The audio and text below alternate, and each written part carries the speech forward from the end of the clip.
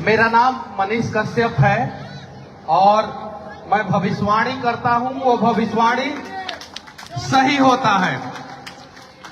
हम भविष्यवाणी किए थे कि बिहार में एगो पुल गिर जाएगा, पुलवा गिर गया धड़ाम से।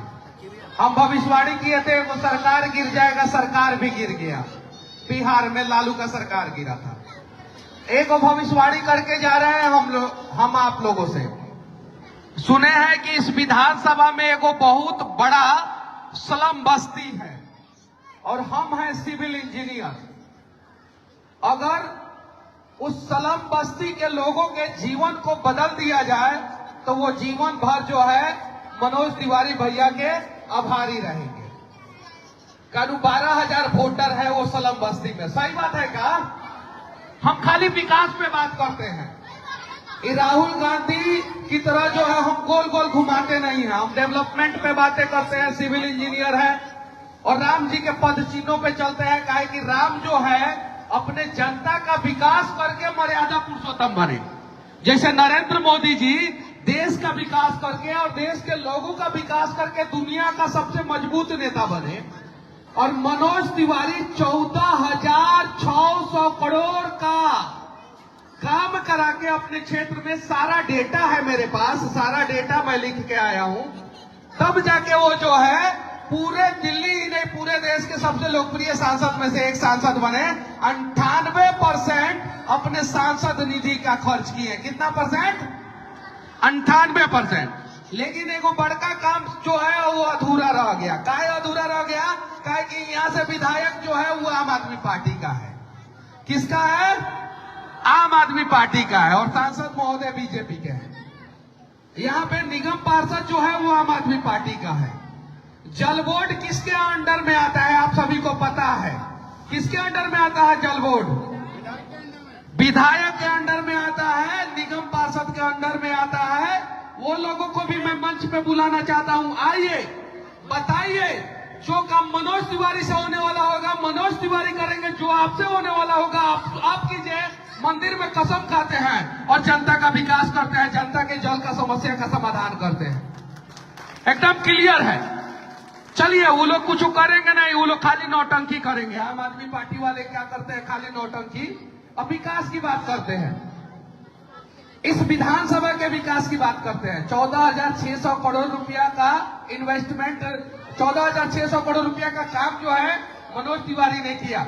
अब इस विधानसभा का मैं बात कर लूं तो यहाँ पे लगभग 60% मुस्लिम वोटर है। कौन सा वोटर है? मुस्लिम। हम हिंदू मुसलमान लड़ाने की बात नहीं करेंगे, हम भाईचारा की बात करेंगे। ध्यान से सुनिएगा लोग।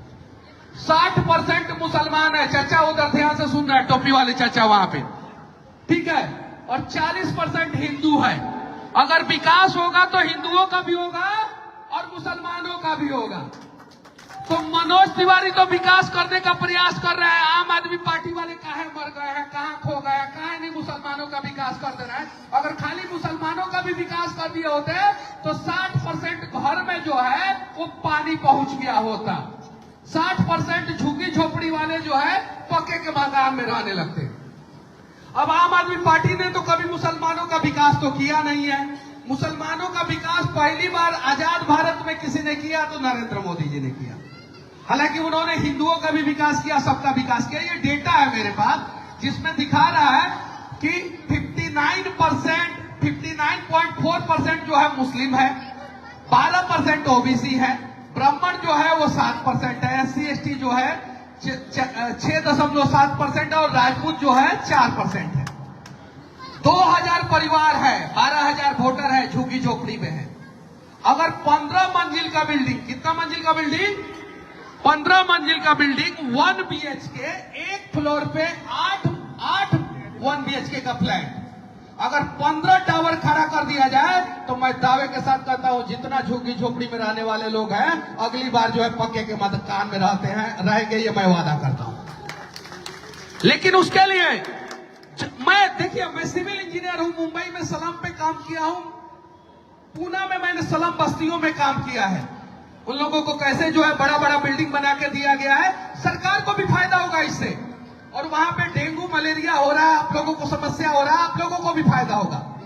मनोज तिवारी ने क्या किया कि अपने क्षेत्र में जो गुंडे मवाली थे 25,000 करोड़ का जमीन जो है उनसे अतिक्रमण मुक्त कराया। उस पे भी जो है अभी बड़ा बड़ा टावर बनने वाला है, स्कूल बनने वाला है, कॉलेज बनने वाला है और गरीबों को मकान दिया जाएगा। जो 25,000 करोड़ का जमीन जो है अतिक्रमण मुक्त हुआ है। चलिए हम उस पर बात नहीं करेंगे, बगल में जो सलम बस्ती है उसी पर सिर्फ बात करेंगे। 15 टावर हम बनवा के देंगे, जो हिंदुओं के भी नाम से सलम बस्ती में फ्लैट मिलेगा, मुसलमानों के भी नाम से सलम बस्ती में फ्लैट मिलेगा। लेकिन उसके लिए आप लोगों को प्रयास करना होगा।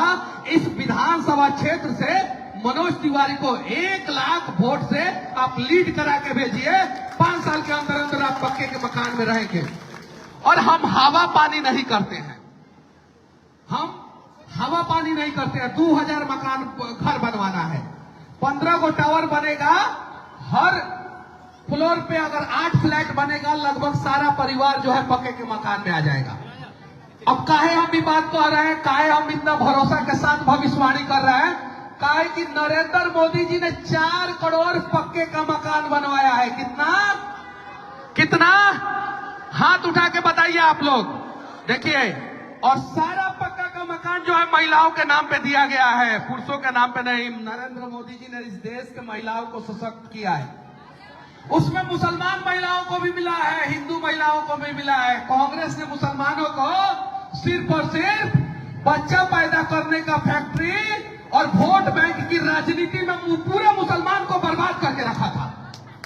पूरे का पूरे मुसलमानों को बर्बाद करके रखा था। और नरेंद्र मोदी जी आए और मुसलमानों का भी विकास किए, हिंदुओं का भी विकास किए। आप इस विधानसभा से 1 लाख वोट से लीड करा के भेजिए। 5 साल के अंदर अंदर जितना झुग्गी झोपड़ी में रहने वाले लोग हैं वो सारे के सारे पक्के के मकान में रहेंगे। ये मेरा वादा है और ये मेरा भविष्यवाणी है। आप लोग चाहते हैं ना?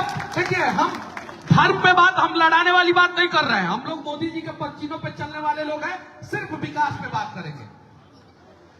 आए आम आदमी पार्टी के विधायक जी आए यहाँ पे, हमारे सांसद महोदय, दोनों लोग स्टाम्प पेपर पे लिख के देंगे, दोनों लोग। लेकिन आम आदमी पार्टी के विधायक महोदय को तो काम करना ही नहीं है, सिर्फ हंगामा करना है और शराब का ठेका खोलना है। क्या चीज का? ताकि आप लोगों का पति जो है शराब पी के आए और पत्नी के ऊपर प्रताड़ना करे। बगल बगल में शराब का ठेका खोल दिया गया। शराब का ठेका में जितना भ्रष्टाचार हुआ उसका 10% खर्चा कर दिया होते तो यहाँ पे जितना भी गरीब लोग हैं वो पक्के के मकान में रहता लोग। चाहिए ना पक्का का मकान? मैं मनीष कश्यप वादा करता हूं कि सबको पक्का का मकान मिलेगा। लेकिन आप लोग हिंदू और मुसलमान एक होके नरेंद्र मोदी जी को जिताइए, यहाँ से मनोज तिवारी को जिताइए। 5 साल के अंदर अंदर सबको पक्का का मकान 100% मिलेगा। लेकिन ध्यान रखिएगा लोग, कुछ शिकारी आएगा सब, जो दलाल टाइप का है सब, वो आएगा कहेगा तुम मुसलमान हो, मोदी जी को काहे वोट दोगे, ऐसा ऐसा कहेगा सब। ध्यान दीजिएगा लोग, आएगा और जिंदगी भर जो है आपको झोपड़ी में रख देगा। 500,000 रुपया में आपका वोट खरीद के जाएगा और जिंदगी भर झोपड़ी में रख देगा। अगर आपको पक्के के मकान में रहना है, कांग्रेस ने पिछले 70 साल में जितना पक्का का घर नहीं बनवाया उससे 10 गुना घर जो है नरेंद्र मोदी जी ने 10 साल में बनवा दिया। और 10 साल में 4 करोड़ पक्के का मकान जो है महिलाओं को दिया गया है। और अगले 5 साल में 5 करोड़ से ज्यादा पक्के का मकान महिलाओं को दिया जाएगा, जिसमें ये झोपड़ी में रहने वाले सारे लोगों का मकान जो है वो पक्के का होगा। आप लोग एक साथ रहिएगा तब, नहीं रहिएगा तो हमारे जैसा आदमी आएगा, बकबकाएगा, कुछ करेगा, कोई फायदा नहीं होगा। तो क्या आप लोग एक साथ रहने के लिए तैयार हैं? ये मुस्लिम बहुल क्षेत्र है, 60% मुसलमान रहते हैं यहाँ पे। कितना परसेंट? जो आंकड़ा वोटर लिस्ट का आंकड़ा है वो मैं बता रहा हूं। अगर यहाँ का हिंदू और मुसलमान दोनों एक साथ नरेंद्र मोदी जी को मजबूत करेगा तो मैं दावे के साथ कहता हूं कि अगला 5 साल आप लोगों का होगा और आप लोगों का डेवलपमेंट होगा। फिर आपका बच्चा जो है डेंगू, मलेरिया, टाइफाइड से बीमार होके अस्पताल में एडमिट होके मरेगा नहीं, उन सबका जान बचाया जाएगा और आप लोगों को पक्के का मकान के साथ साथ स्वच्छ पानी का भी व्यवस्था कराया जाएगा। ये वादा करते हैं। तैयार हैं? हिंदू और मुसलमान दोनों लोग जो है वोट देंगे मोदी जी को, दोनों लोग। हाथ उठाइए, हाथ उठाइए। हिंदू और मुसलमान दोनों लोग वोट देंगे ना मोदी जी को? ए भैया ना दबा का हो, और मोटरसाइकिल पे बैठल मारा, नहीं दीजिएगा कार, और नहीं दीजिएगा तो भी कोई दिक्कत नहीं है, बोल दीजिए नहीं देंगे। और अगर देंगे तो झूठ मत बोलिएगा। नहीं देना है तो हम आपका किडनी थोड़ी ले लेंगे, हम क्या कर लेंगे? नहीं दीजिएगा तो नहीं दीजिएगा तो आप अपने पैर पे कुल्हाड़ी मारिएगा। मोदी जी तो जीतने ही वाले हैं, उनको तो आप रोक नहीं सकते।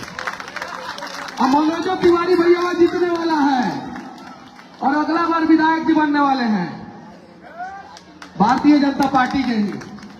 तो विकास चाहिए ना आप लोगों को, कि चाहिए कि नहीं चाहिए? चाहिए ना? हिंदू मुसलमान एक है ना? इस बार मोदी सरकार आएगा ना? 400 बार जाएगा ना? मनोज तिवारी 4 लाख से ज्यादा वोट से जीतेंगे ना? हाँ, तो 2000 घर जो है पक्का का बनेगा, ये मैं वादा करता हूँ। आप लोग जो है 1 लाख वोट से लीड करा के इस विधानसभा से मनोज तिवारी को भेजिए। तैयार है? अच्छा, बात पे भरोसा है कि नहीं है? ईमानदारी से कसम से बोलिएगा। और नहीं है तो भी बोल दीजिए लोग नहीं है, है ना? है? किसको किसको मोदी जी पे भरोसा है? हाथ उठाए। और जिसको नहीं है उसको 5 साल में हो जाएगा, इस 5 साल में उसको भी हो जाएगा। क्योंकि जो मोदी जी को गरियाता था उसके भी बीबी बच्ची का इज्जत ढकने के लिए मोदी जी ने इज्जत कर दिया। जो मोदी जी को गरियाता था कोरोना में, उसको भी 500 रुपया दिया मोदी जी ने। जो मोदी जी को गरियाता था उसको भी वैक्सीन लगा के मोदी जी ने बचाया। जो मोदी जी को गरियाता था उसके भी घर में मोदी जी ने बिजली पहुंचाया, सड़क पहुंचाया। पहुंचाया कि नहीं पहुंचाया? पहुंचाया ना। और कुछ लोग विपक्षी पार्टी के नेता कहते हैं बेरोजगारी बढ़ गया, बेरोजगारी बढ़ गया। आज जब कांग्रेस की सरकार थी, 2004 में बनी अटल बिहारी वाजपेयी की सरकार, भारत के इकोनॉमी को 10वें नंबर पे लेके आई थी। फिर 10 साल कांग्रेस की सरकार रही और भारत की इकोनॉमी 11वें नंबर पे चली गई। एक पायदान नीचे गिर गई।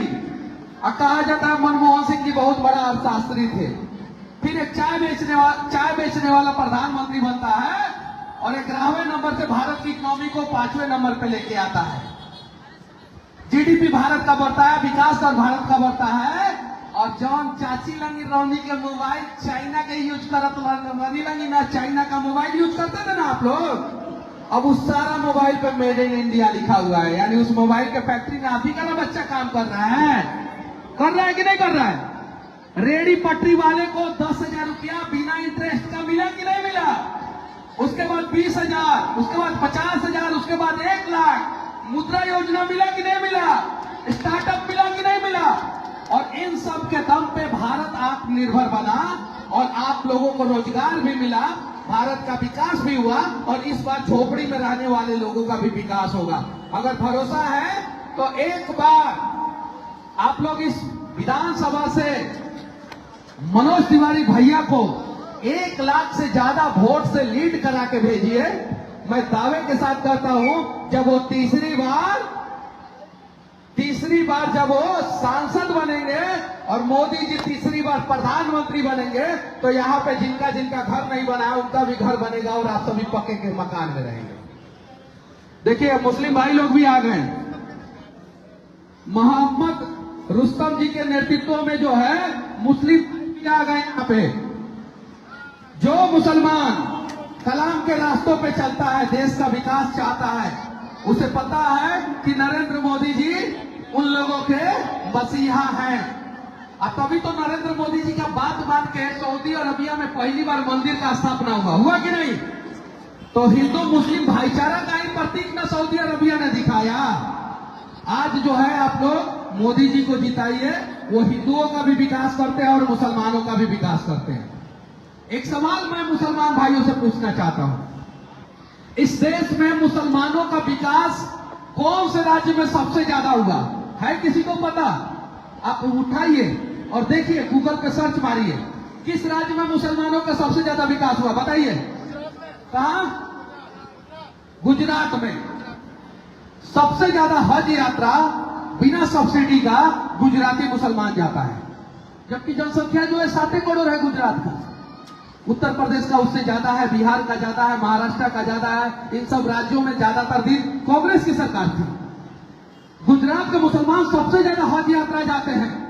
जब आप मुंबई से निकलेंगे और सूरत होते हुए अहमदाबाद आएंगे तो सबसे ज्यादा रोड के दोनों किनारे जो है मुसलमानों का 3 स्टार, 4 स्टार और 5 स्टार होटल दिखेगा। सबसे ज्यादा ह्यूमन इंडेक्स डेवलपमेंट की बात करेंगे। ये टुकड़े टुकड़े गैंग ये सब नहीं बताएगा, सब हम डेटा पे बात करेंगे। हम आलतू फालतू कुछ नहीं बात करेंगे, सिर्फ विकास पे बात करेंगे। जब ह्यूमन इंडेक्स डेवलपमेंट की बात करेंगे तो इस देश में सबसे ज्यादा अगर विकास हुआ मुसलमानों का तो गुजरात में हुआ। लेकिन ये लोग दिखाता है गोधरा कांड, खाली क्या दिखाता है? गोधरा कांड। अब वो सब चीजें पुरानी बातें हो गई। मोदी जी की बातें मानिए, उनके रथ पे आप लोग सवार होइए, इंजन के रूप में वो देश का विकास कर रहे हैं। और देश का विकास तभी संभव है जब हिंदुओं का भी होगा विकास, मुसलमानों का भी होगा। और वो विकास सिर्फ और सिर्फ मोदी सरकार कर सकता है। वो विकास इस क्षेत्र में सिर्फ और सिर्फ मनोज तिवारी कर सकते हैं। अगर आम आदमी पार्टी के विधायक जी को हिम्मत है तो एक बार आए इस मंच पे खड़ा होकर कह दे कि हम आप सभी का झुग्गी झोपड़ी बनवा देंगे।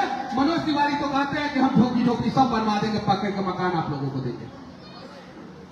ये चीजें हैं। तो बाकी हम तो बिहार के हैं और वहां से आए हैं। और चुनाव प्रचार अगर मनोज तिवारी भैया का कर रहे हैं तो कुछ सोचिए समझ के कर। कोरोना भाग गया है चचा, कोई दिक्कत नहीं है। ज्यादा मास्क लगाइएगा तो फेफड़ा में दिक्कत हो जाएगा, सांस लेने में। एकदम एकदम फिट हो जाइएगा। मोदी जी के साथ है तो एकदम फिट हो जाएगा, कोई दिक्कत नहीं है। ये चीजें हैं। बस भरोसा कीजिए कि 400 पार तो हम जा ही रहे हैं। अब आपको वोट बेकार करना है तो जाके गड्ढा में, राहुल गांधी के गड्ढा में डाल दीजिएगा। अगर आप लोगों को अपना वोट बेकार करना है तो राहुल गांधी के गड्ढा में जाके डाल दीजिएगा। क्योंकि चुनाव बाद तो वो भागने ही वाले हैं देश से, फिर 3 महीना का छुट्टी लेने वाले हैं, कहीं जाएंगे उधर। आप सभी को पता है हर चुनाव के बाद भाग जाते हैं। और अगर आपके वोट को सार्थक करना है तो आप जो है ये उंगली आपका कांपना नहीं चाहिए। उंगली जो है कमर के निशान पे दबना चाहिए और बारी से बारी बहुमत से मनोज तिवारी को जिताइए। और फिर नरेंद्र मोदी जी देश के प्रधानमंत्री बनेंगे और फिर महिलाओं के सम्मान के साथ साथ पूरे देश का विकास होगा। जय हिंद।